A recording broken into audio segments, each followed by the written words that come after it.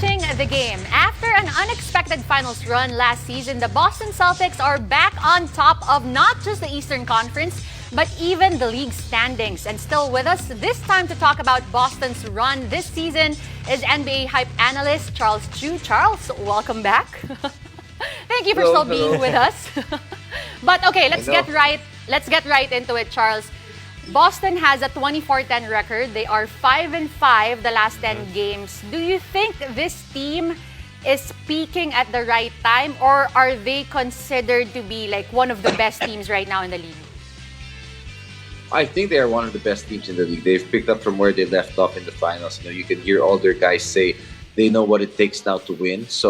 And they know what it takes to be in the finals. Jason Tatum's been playing at a great level, the MVP level. The scary thing is Robert Williams hasn't even really played, but I think they have a deep team, and I think that's why they have a chance to win this championship. Well, Coach Charles, do you agree with Ja Morant's statement? Sabi niya, he's fine with the West, right? He can take it against the teams in the West. Pero sa East daw, ang problema nila is the Boston Celtics. Do you think it's possible that really the Celtics squad can make a comeback in the finals?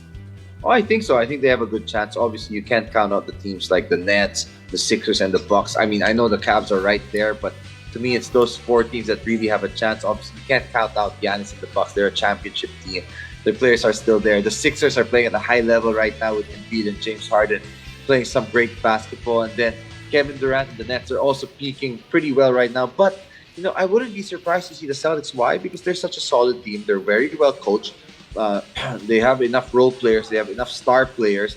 They defend very well, and they're great offensively. And they just know what it takes right now, and they're playing at a high level. So it wouldn't be far-fetched to see them make the finals.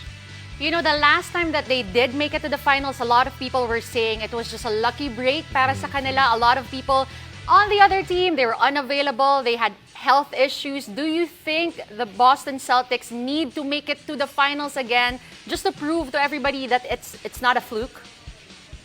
Oh, not necessarily. I used to be one of those people that would be like, they've had all the good players throughout the years. They had Kyrie, they had Isaiah Thomas, all these guys. They couldn't make it to the finals. And it turns out when all those guys disappeared, that's when they actually made the finals. But right now, I like the maturity of Jason Tatum. He's shown that he's a legit franchise player. Jaylen Brown has improved to be a great sidekick. And then the role players, Marcus Smart's always going to be there for defense. They have a good balance of veterans. Al Horford's still playing at a high level despite his age.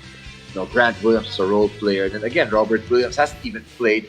He's a game changer for them defensively. And then you have guys like Brogdon, Derek White, guys who are great role players who fit their team. And I think they have enough pieces to compete. They have a bunch of other role players off the bench that are also helping them out. But I don't think it's going to be easy. The Bucks, the Sixers, again, and the Nets, they're going to give them a hard time. But, I wouldn't say it's a fluke that they made it last year. Obviously, I think the Heat are in a bit of a down year right now. But regardless, what they achieved last year was great. But they've shown so far, the way they've been playing, that it's no fluke. They show that they're for real. But obviously, the playoffs and health, and those are things you can't control. And it's going to be a different ballgame come playoff time. Right, Coach Charles, when we talk about individual awards, you talk about Nikola Jokic, Giannis Antetokounmpo, as well as Luka Doncic, pwede na rin. But do you think Jason Tatum should be part of the conversation for the MVP race? Oh, absolutely. Obviously, there's a bit of a voter bias for teams that are great in terms of the win-loss record. The Celtics being number one right now and maybe finishing number one would really help Jason Tatum's case. I think he has a case, but obviously the numbers of Jokic are great. He had a ridiculous game again today against the Suns. Great triple-double with 45 points, and I'm not even sure, but he played great. Giannis is always there in that high level. Luka Doncic is leading the league in scoring.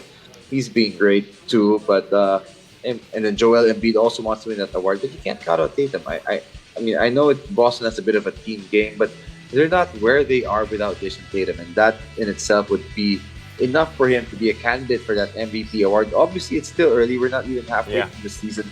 Anything can change, but Jason Tatum's definitely in that race for the MVP award. It's going to be an interesting race for that MVP and also for the playoffs for both East and West. And as always, thank you, Coach Charles, for talking NBA this time with us. Thanks, Charles. Well, thank you also for having me. Thank you, Denise. Thank you, Dave.